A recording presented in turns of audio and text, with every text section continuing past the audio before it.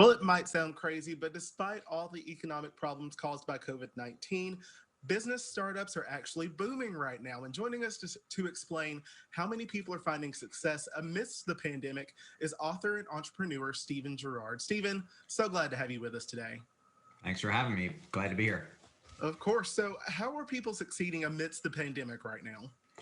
Well, I think you probably could break that audience into two. It certainly, from an entrepreneurial standpoint, is very difficult to start a business that's based on consumers coming in, storefronts, bars, and gyms. And that's frankly not my area of entrepreneurial expertise. It's more of the second, which is a B2B or business to business. Those are lawyers, accountants, engineers, architects, consultants, literally millions of people who probably for the last year plus have been at home, either furloughed or working from home on Zoom. And I think a number of them have had kind of that soul searching moment that says, maybe it's time for me to try starting my own thing. And I think those type of professions are ideally suited for these tumultuous times if you're so prone to try to venture out on your own and start your own business. So that's really where kind of my sweet spot and the orbit of people I associate with kind of are. Absolutely. So, why do you say that it is never too late to start a business? Probably personal experience. I started mine when I was 40 years old. I had been with a few early internet startups and they didn't work out. And I found myself unemployed.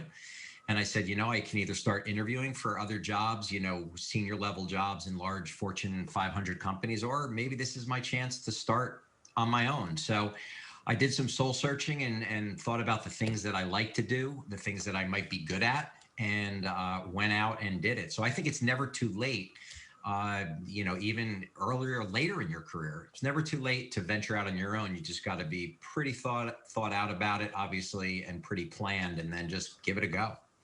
Yeah, you mentioned, those people who might be in a career and decided they wanted to go off on their own. So why do you say that mid-career is the perfect time to leverage your learning and leadership skills and start a business? I often have the chance to speak to students, undergraduate and graduate school, and my advice on entrepreneurial activities and thinking for them is learn, lead, leverage. Learn when you're in your 20s. When you're in your 20s working for small, medium, large size companies, learn everything you can about how business works, how your companies operate, and your skill, and become expert at it. And then once you get to your late 20s, 30s, you're going to start to lead people, whether it's leading departments, projects, client-based activities.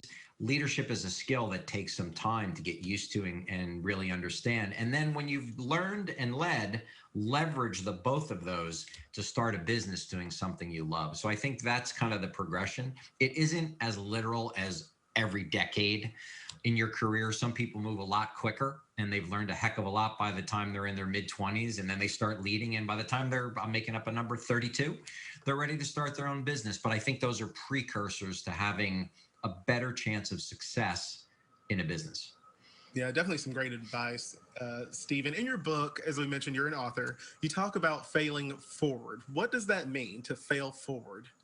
Fail forward is a cute way of saying something. I'll say it a different way. You learn by doing. And that may sound super obvious, but I've seen a lot of entrepreneurs that instead of getting to the doing and failing forward, which means try it, fail a bit, pick it up, tweak it, keep going, fail, stand up. I find a lot of entrepreneurs never pass the starting line, as they're always toiling with PowerPoint and plans of how to do things. And then when it's time to get going, they back up and do more plans and do more PowerPoints. And my advice is no, get out of your house, get out of your car, go for it, and fail forward. Learn by doing. All right, Stephen, that is some great advice for all of our potential business owners out there. If people want more information or to get some expert advice, what's the best place to go?